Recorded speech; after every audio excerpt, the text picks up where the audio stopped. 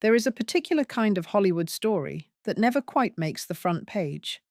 Not because nothing happened, but because the person at the center of it was too proud, too private, and too determined to let anyone see the seams come apart.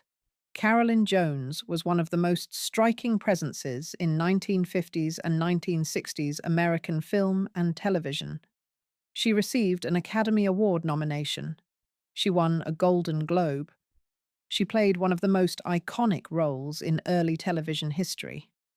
And then, across a span of years that nobody was fully watching, she lived through a first marriage that barely lasted a year, a second that consumed a decade before quietly falling apart, a third that cost her career and nearly cost her her sense of self, and a final chapter that most people found out about too late.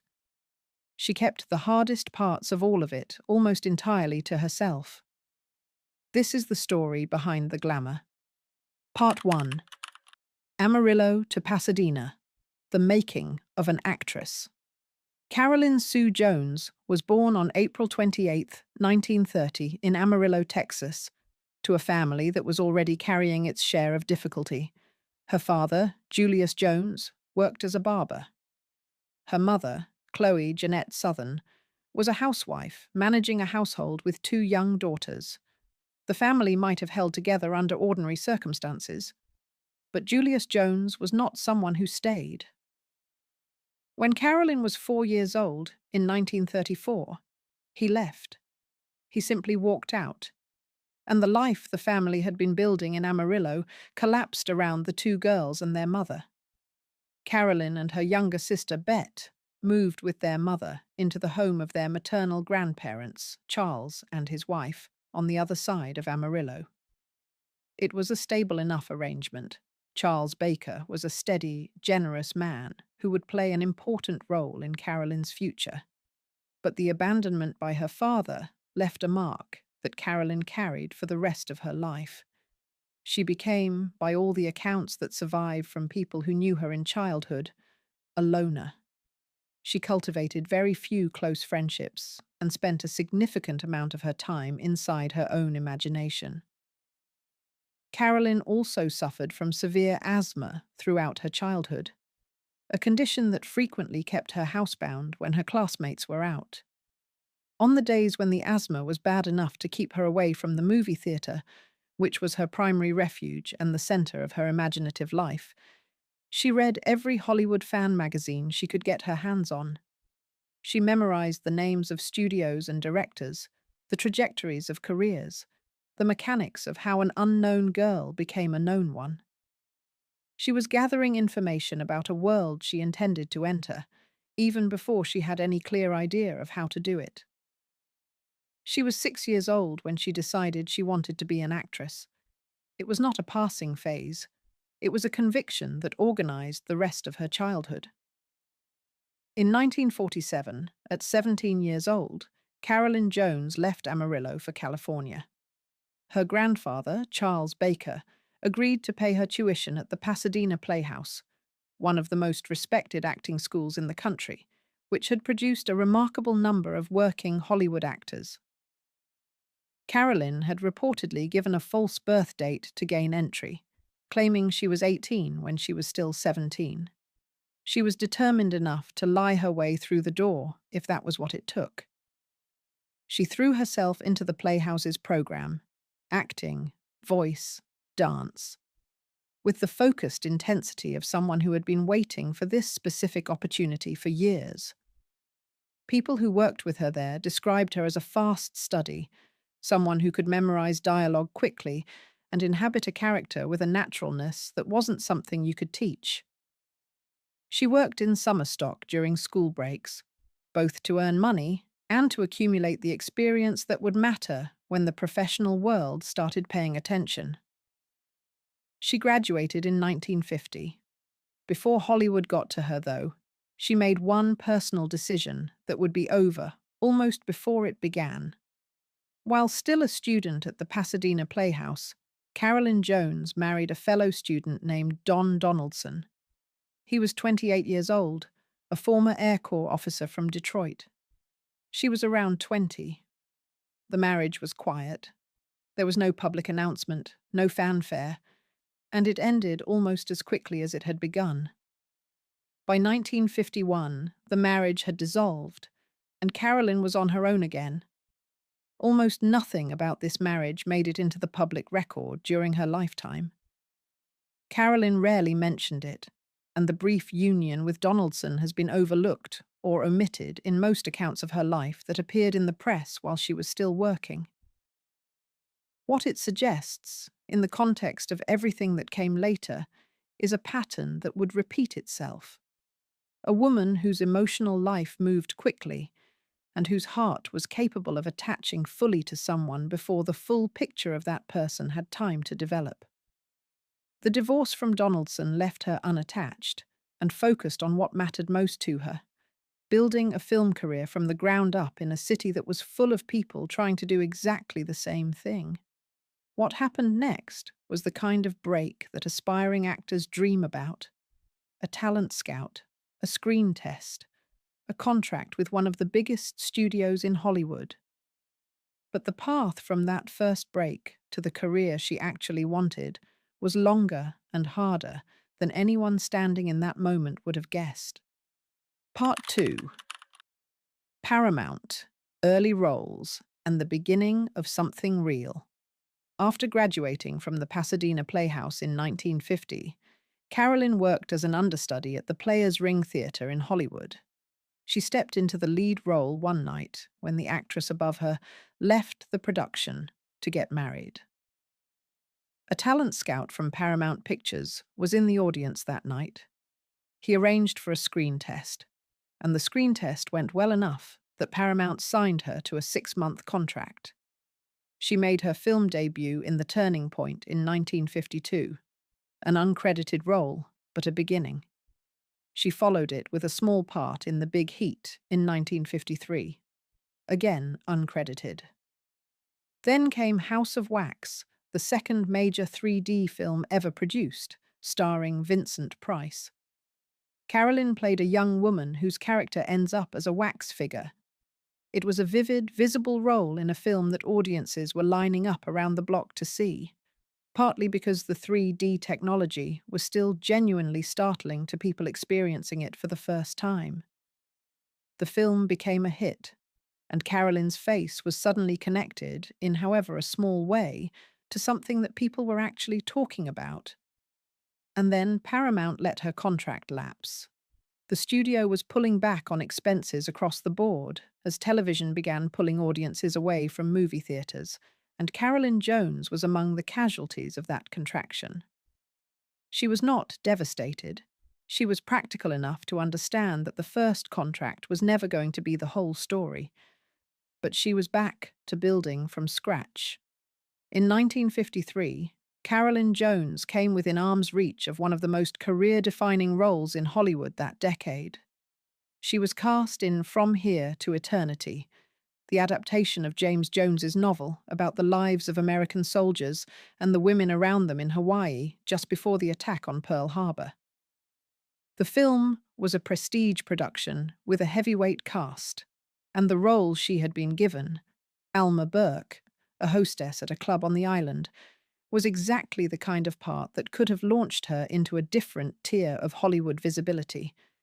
She never made it to the set. A bout with pneumonia struck before filming began and was severe enough that she had to withdraw from the production entirely. The role went to Donna Reed, who gave a performance that won her the Academy Award for Best Supporting Actress at the 1954 ceremony. Carolyn watched Donna Reed collect that Oscar and understood, with complete clarity, what she had lost. The pneumonia had not just cost her a role, it had cost her a trajectory. She was not someone who dwelt in self-pity. People who knew her consistently described her as determined rather than defeated. But the From Here to Eternity loss was a wound that stayed tender for years. While Carolyn was navigating this early stretch of her career, the small roles, the big near miss, the daily grind of building a reputation in a city full of people trying to do the same, She met someone who was living a parallel story from a different angle.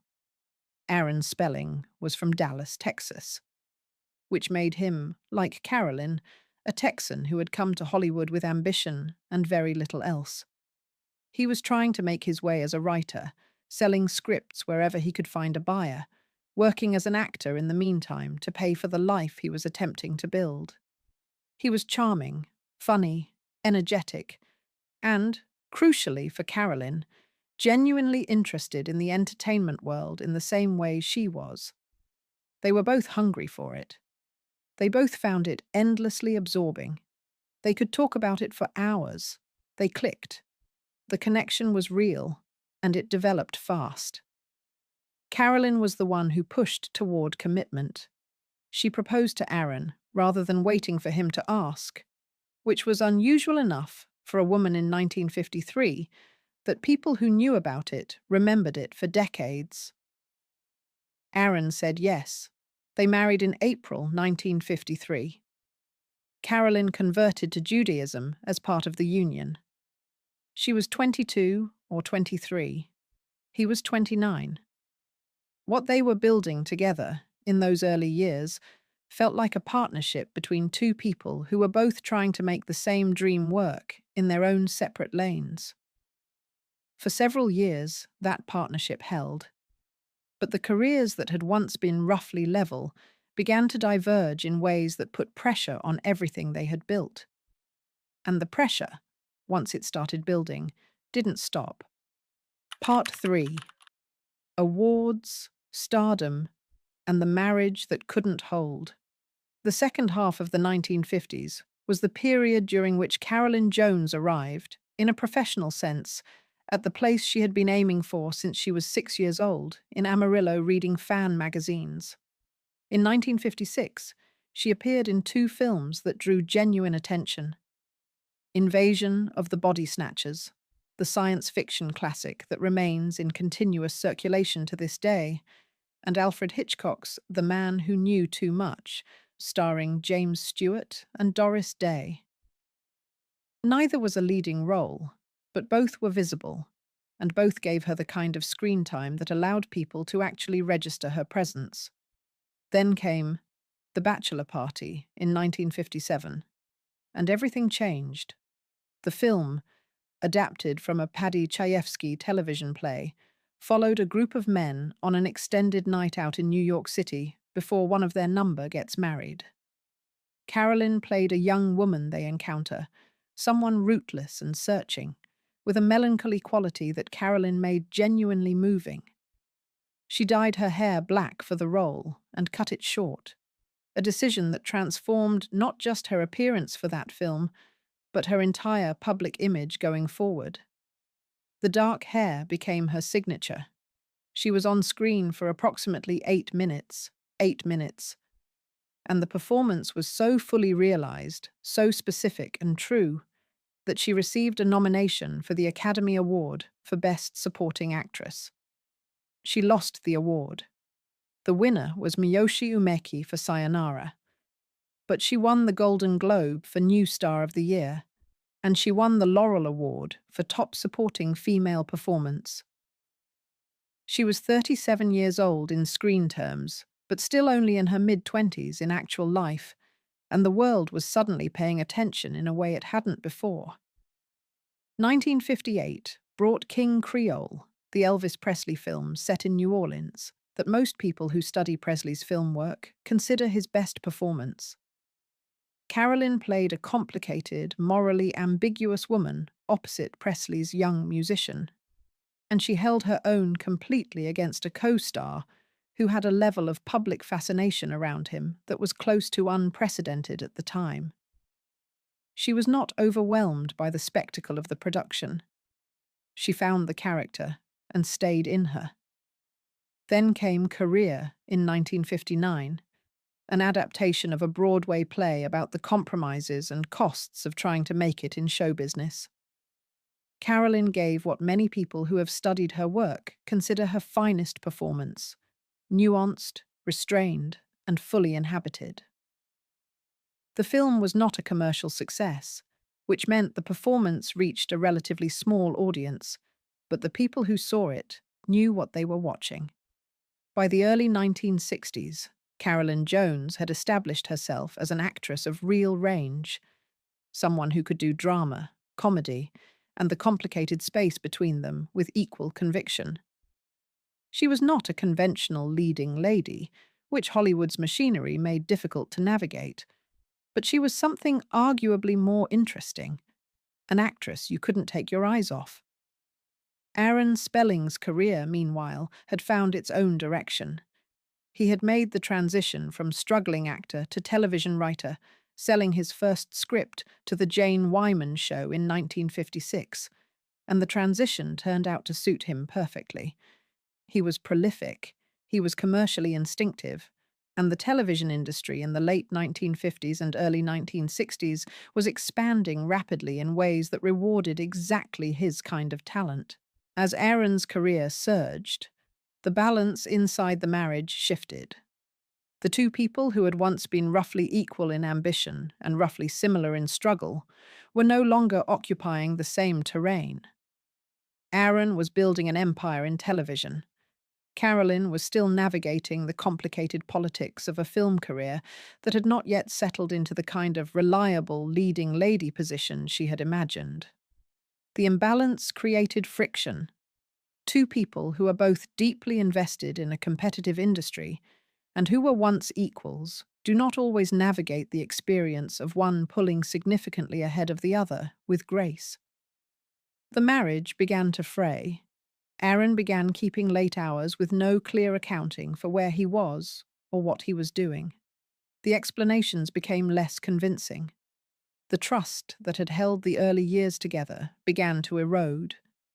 They separated in October 1963. The divorce was finalized in August 1964. The split was, by the accounts of people close to both of them, handled with more dignity than many Hollywood divorces of the era. They divided community property, reportedly around $400,000, and Aaron gave Carolyn the house. She did not ask for alimony. They agreed to remain civil, and they managed it. In later years, Carolyn would appear in several productions that Aaron produced, which was a testament to the fact that the end of the marriage had not poisoned everything that had come before it. But Carolyn was 33 years old when the marriage ended, and everything that she had built, the career momentum, the public profile, the partnership with a man who was rapidly becoming one of the most powerful figures in television, suddenly had a gap in it where the second half was supposed to be. Then, in 1964, something arrived that appeared to solve the problem. The role that was about to come her way was one that would define her public image for the rest of her life. It would also, in ways nobody predicted at the time, set up the conditions for the most damaging chapter her personal life would ever produce. Part 4. Morticia, Typecasting, and the Second Marriage That Cost Everything. The Addams Family premiered on ABC on September 18, 1964, and Carolyn Jones's Morticia Addams became, almost immediately, something rare in early television. A character so specific and so perfectly realized that the actress playing her and the role itself became essentially inseparable in the public mind. Morticia was macabre, elegant, loving, and gently absurd. She adored her husband, doted on her peculiar children, and moved through the family's cobwebbed mansion with a serene authority that suggested a woman who had absolutely no idea that the world found her unusual. Carolyn inhabited her with a physical commitment that was striking: the floor-length black dress, the slow glide of her movement, the arch of an eyebrow that communicated entire paragraphs. She was funny without mugging. She was strange without being unpleasant. She was the kind of character that looked effortless and required everything. Charles Addams, the cartoonist whose New Yorker drawings had created the Addams Family characters in the first place, had personally wanted Carolyn Jones for the role. The two became friends during the production, which Carolyn counted among the genuine pleasures of the entire experience. The show ran for 2 seasons, 64 episodes, before ABC cancelled it in 1966. The cancellation, despite the show's continuing popularity with audiences, was a decision that the network made for reasons related to its broader programming strategy rather than ratings. Carolyn later described the cancellation as one of the more disorienting professional experiences of her life, not because she hadn't expected television shows to end, but because the ending had come before she had earned enough from the role to give herself real financial cushion, and before the cultural moment around the show had fully passed. What followed the cancellation of The Addams Family was the experience that a great many actors describe as one of the most demoralizing in the profession, being so completely identified with a single role that other producers and directors could no longer see past it to the range underneath. Carolyn Jones was Morticia Addams. She had been, before that, an Oscar-nominated character actress with a body of work that demonstrated considerable range. After 1966, the film and television industry largely stopped being able to see the range. Auditions that might have led to complex dramatic roles went to other women. The world that had been opening in the late 1950s had closed back around a single silhouette. She returned to the theatre, working in touring productions and road shows. It was not a retreat. She loved stage work, and she was good at it. But it represented a significant step back from the visibility and the earning power that a sustained television or film career would have provided. She was working. But she was not working in the way that her talent and her ambitions had pointed toward. It was during this period, working on the road, increasingly uncertain about where her career was heading, and freshly out of a marriage that had been one of the organizing structures of her adult life, that she turned to someone she trusted. Carolyn Jones had known Herbert Green in a professional capacity. He was a Broadway conductor and musical director of some standing, and he had served at various points as her vocal coach. They were friendly. He was someone whose company she enjoyed and whose professional opinion she respected. As Carolyn navigated the difficult years following the cancellation of The Addams Family, the touring productions, the increasingly sparse opportunities, the sense that her moment in the industry's full attention had passed, she and Herbert grew closer. What had been a professional friendship deepened into something she understood as love. They married on December 19th, 1968. Carolyn was 38 years old. People who knew Carolyn during this period, and who later spoke about Herbert Green, consistently described him in terms that made the people around her uncomfortable. He was not an easy personality. Those who encountered him found him unusual in ways that went beyond eccentricity, and several of Carolyn's friends were quietly troubled by the match from the beginning. What happened inside the marriage was something that only became fully clear later, in retrospect. Herbert Green made it apparent, relatively early in the marriage, that he expected Carolyn to stop acting, not to scale back, not to be more selective, but to stop. He persuaded her to move with him to Palm Springs, away from Los Angeles, away from the industry, away from the agents and casting directors and producers who would have needed to be cultivated if her career was going to revive. Palm Springs is a resort community in the California desert, about 100 miles east of Los Angeles.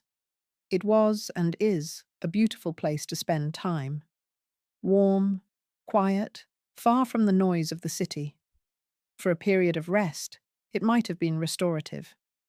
As a permanent relocation for someone whose entire identity was built around performing, whose sense of purpose and self-worth was inseparable from the work she did in front of an audience or a camera, it was something closer to a slow erasure. Carolyn spent 7 years in Palm Springs with Herbert Green. She was not entirely idle. She worked on a novel during this period, and she appeared in occasional productions when the opportunity arose and Herbert permitted it. But the sustained career she had spent her entire adult life building was simply gone. The connections that she had maintained with great effort over 2 decades in a notoriously fickle industry dried up when she was no longer present to tend them. The phone stopped ringing. The opportunities went to women who were in the room. People who knew Carolyn from her Hollywood years and who saw her during the Palm Springs period described something that was difficult to watch: a woman of tremendous vitality and professional passion who had been somehow talked out of both. She was quieter than she had been. She was less certain. The quality that people had always associated with Carolyn Jones, a kind of electric aliveness, an engagement with everything around her, was diminished in ways that her friends found genuinely worrying. She stayed for 7 years.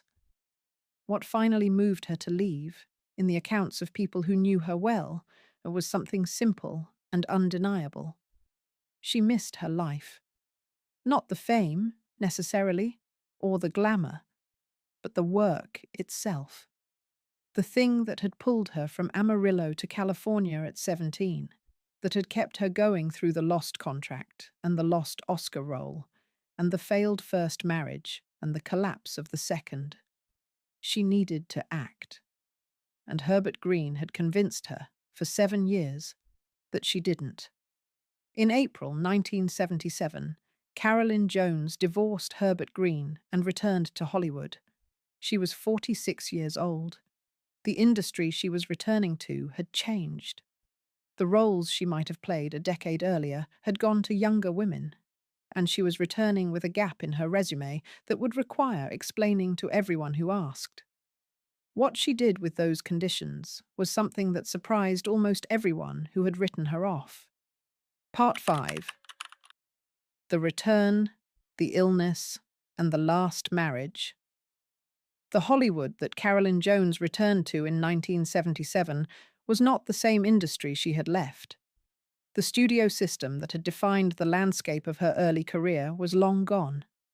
Television had changed shape entirely. The networks were producing different kinds of shows for different audiences, with different rhythms. The faces that occupied the industry's attention were mostly younger, and the gap in Carolyn's working resume, 7 years of near absence while she had been in Palm Springs, was something that casting directors and producers noticed. She was also 46 years old. Hollywood has always been a complicated place for women of any age, and the industry's appetite for women in their 40s was not, in 1977, particularly generous. The parts that come to actresses in that chapter of a career are generally smaller, more peripheral, and offered with less ceremony than what comes before. Carolyn took the parts that were offered and made them count. She appeared in the landmark miniseries Roots in 1977, which reached one of the largest television audiences in American history and reminded anyone who had forgotten that Carolyn Jones could hold the screen with complete authority. She appeared on Fantasy Island. She appeared on The Love Boat. Both shows were produced by Aaron Spelling, a fact that said something interesting about the nature of the relationship they had maintained since their divorce 13 years earlier. He had not forgotten what she was capable of, and when the opportunity to use her arose, he used her. She worked consistently through the late 1970s and into the early 1980s in guest roles, television movies, and stage productions. It was not the career at the center of the industry's attention that she had wanted, but it was a real career, the kind that required skill and reliability and the willingness to show up and do the work without any guarantee of what came next. In March 1981, Carolyn Jones was diagnosed with colon cancer. She was 50 years old. She told almost nobody. Her sister Bet knew. A small number of people closest to her knew. To the wider world, to the industry, to the press, to the people she worked with professionally. She said she was dealing with ulcers. It was a deliberate and considered decision to keep the diagnosis private, and she maintained that privacy with the same composure she had brought to keeping difficult things out of public view her entire life. In the same year she received the diagnosis, she began work on Capital, a new CBS daytime soap opera that was launching in 1982. She had been cast as Myrna Clegg, the scheming matriarch at the center of the show's central family, a role that required her to be commanding, sharp, and present in every scene she was in. She described Myrna with obvious relish as one of the great dramatic villains she had ever encountered on the page. She loved the role. She took it knowing she was terminally ill. She took it and gave it everything she had. It was during her return to stage work in the years following the divorce from Herbert Green that Carolyn met Peter Bailey Britton, a British actor. By the accounts of people who observed them together, the relationship was a genuine and mutual one, warmer and more reciprocal than anything she had lived through with Herbert Green. They had been together for approximately 5 years before they married.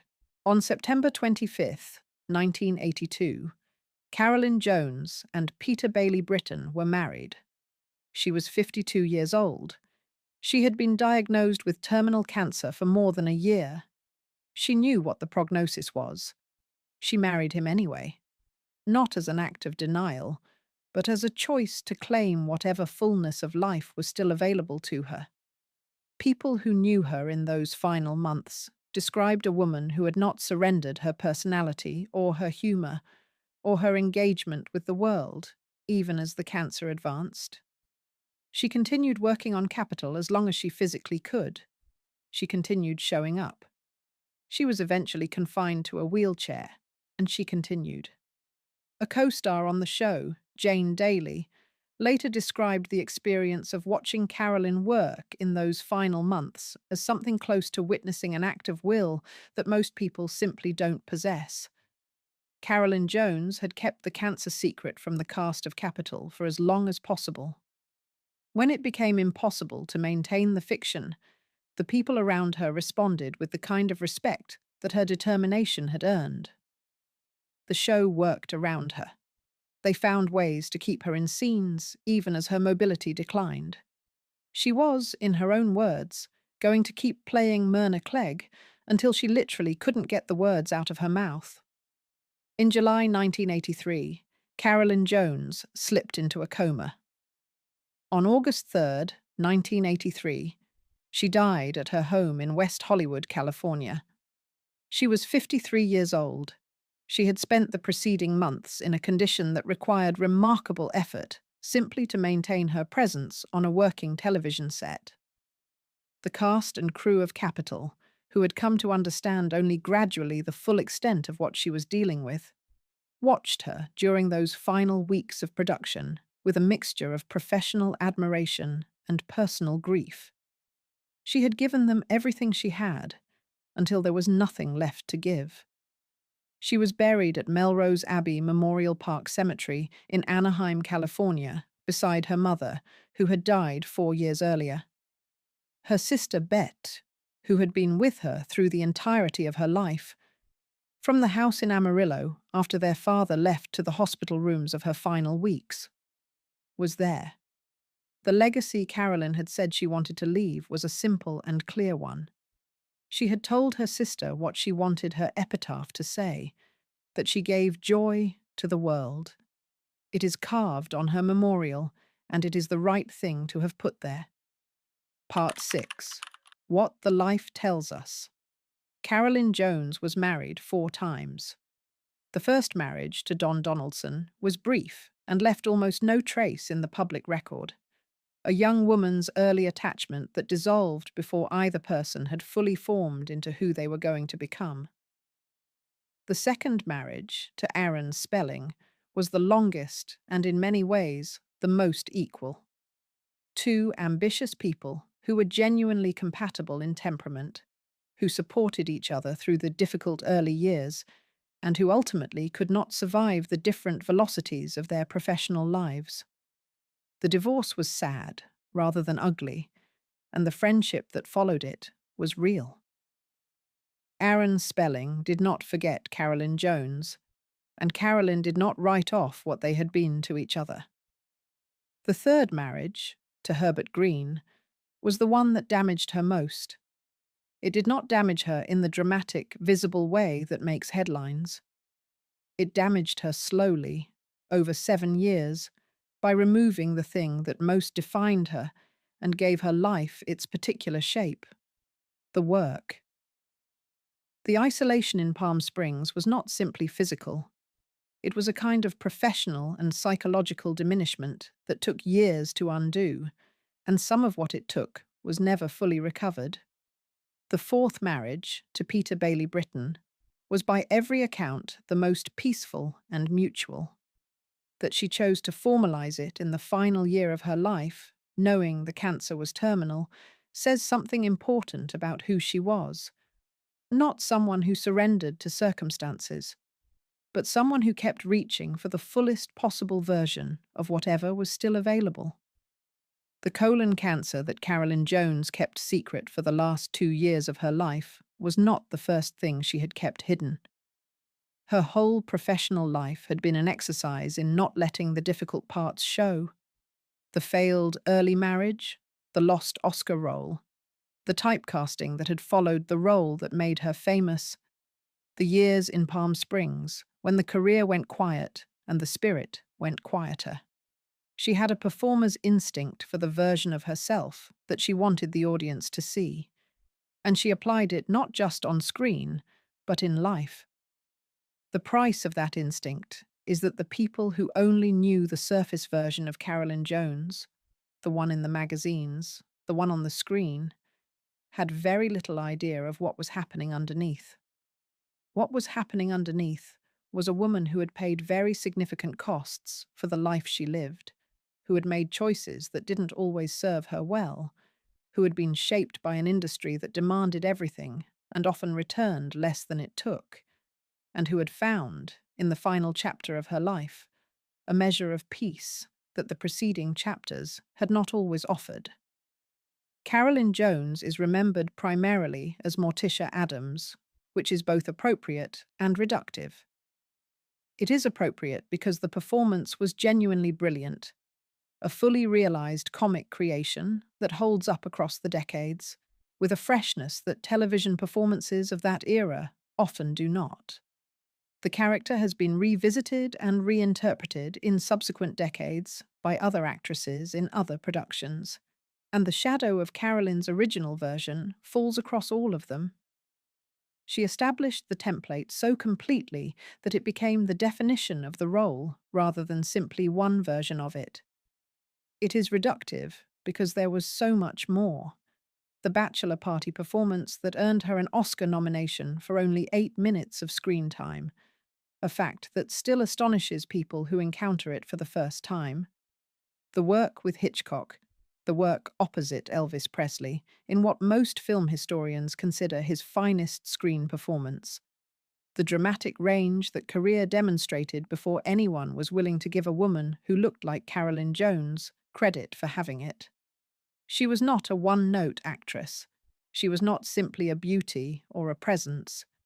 She was someone who understood the interior of a character and who communicated that interior with an economy and a truthfulness that the camera caught every time.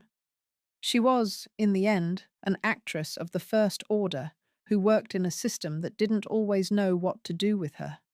She navigated that system across 3 decades with more grace and more determination than the system deserved. And when the life that system had given her ran out, she used every last hour of it as fully as she could. She gave joy to the world. She said so herself, and she was right.